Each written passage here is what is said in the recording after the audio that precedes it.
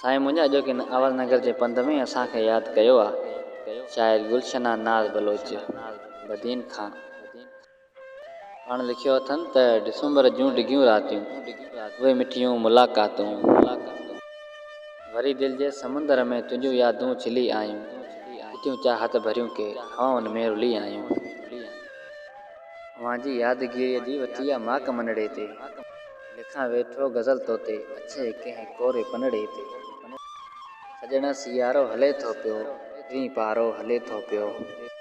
घड़ी पल गॾु गुज़ारे वञ निगाहनि सां निहारे वञ विछोड़े जा पखी वेठल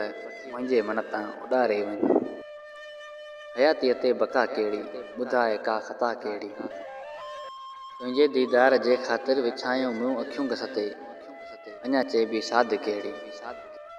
अचण में देरि छो आहे असां सां वेर छो आहे तॾहिं बाबर ते कर भेरो जली वियो आ जिगर जहिड़ो वरी दिलि जे समुंदर में तुंहिंजूं यादूं छिली आयूं किथियूं चाहत भरियूं जाना हवाउनि में रुली आयूं हवाउनि में रुली आयूं।